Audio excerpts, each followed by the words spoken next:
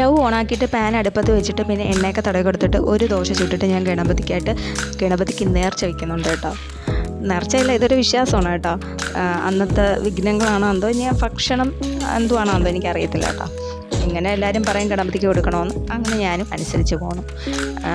എപ്പം എന്തുണ്ടാക്കിയാലും, അതായത് അപ്പം, ദോശ, ഇഡ്ഡലി അങ്ങനെ കൊടുക്കത്തില്ലെന്ന് തോന്നുന്നു. അപ്പം, ദോശ, ഈ സാധനങ്ങളൊക്കെ ഉണ്ടാക്കുമ്പോൾ ഇത് ഗണപതിക്ക് കൊടുക്കും. ദോശയോടൊപ്പം കഴിക്കാനായിട്ട് കറി ഉണ്ടാക്കുന്നത് തീയൽ കറിയാണ് കേട്ടോ. ഉരുളൻകിഴങ്ങ്, ഉള്ളി, മുരിങ്ങയ്ക്കൊക്കെ ഇട്ടിട്ട് നല്ലൊരു കറി ഉണ്ടാക്കും കേട്ടോ. നല്ല ടേസ്റ്റാണ്. പ്രത്യേകിച്ച് മസാലയൊന്നും ചേർക്കത്തില്ല, നാടൻ രീതിയിലാണ് ഉണ്ടാക്കുന്നത് കേട്ടോ. പിന്നെ ഞാൻ ഈ പച്ചക്കറിയൊക്കെ എണ്ണയോടൊപ്പം വാട്ടാനിട്ട് കൊടുത്തപ്പോൾ മുരിങ്ങയ്ക്കയും കൂടെ തട്ടിയിട്ട് കൊടുത്തായിരുന്നു. അത് ഞാൻ വാങ്ങി വെച്ചു കേട്ടോ.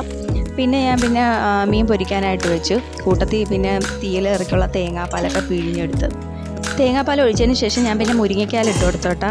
മുരിങ്ങയ്ക്കാൽ നമ്മൾ തേങ്ങാപ്പാൽ ലാസ്റ്റ് ചേർക്കാമോള്. തേങ്ങാപ്പാലെല്ലാം പിഴിഞ്ഞ് ഒഴിച്ചതിന് ശേഷമാണ് നമ്മൾ ഈ മുരിങ്ങയ്ക്കാലിടുക, അല്ലെങ്കിൽ ഇത് വെന്ത് അതിൻ്റെ നാരുകളായിട്ട് മാറും. അത് ഉണ്ടാവാതിരിക്കാൻ വേണ്ടിയിട്ടാണ് അങ്ങനെ ചെയ്യുന്നത് കേട്ടോ. അത് കഴിച്ചിട്ട് പിന്നെ ഒരു തോരൻ കൂടി വെക്കുന്നുണ്ട്. അപ്പുറത്ത് ഞാൻ മീനൊക്കെ പൊരിച്ച് മാറ്റി വെച്ചായിരുന്നു കേട്ടോ. പിന്നെ തോരനുള്ള അരപ്പൊക്കെ അരച്ച് അതിൻ്റെ കൂടെ തട്ടിയിട്ട് കൊടുക്കുന്നുണ്ട്. നമ്മൾ ഈ അരപ്പ് ഏത് തോരൻ്റെ കൂടെ ആയാലും അരപ്പിട്ട് കൊടുത്തിട്ട് കുറച്ച് നേരം നന്നായിട്ട് ഇളക്കിയിട്ട് തട്ടിപ്പൊത്തി വെക്കണം കേട്ടോ. അപ്പോഴത്തേക്ക് നല്ല ഒരു മണവും സ്മെല്ലൊക്കെ അടിക്കും. പിന്നെ ആ സമയം കൊണ്ട് എൻ്റെ കാപ്പിക്കുള്ള കറിയൊക്കെ വെന്തായിരുന്നു. പിന്നെ ലഞ്ച് ബോക്സിനകത്ത് ചോറൊക്കെ നിറച്ച് തോരൻ, മുട്ട പൊരിച്ചത്, നെത്തോലി പൊരിച്ചത്, പിന്നെ ആ മുട്ടയൊന്ന് മടക്കി ഒതുക്കി വെച്ചിട്ട് ഞാൻ പിന്നെ പൊട്ടറ്റോ കറിയും കൂടെ വെച്ചു കേട്ടോ. പിന്നെ ലഞ്ച് ബാഗിനകത്ത് പാക്ക് ചെയ്തപ്പോൾ അത്രയുള്ള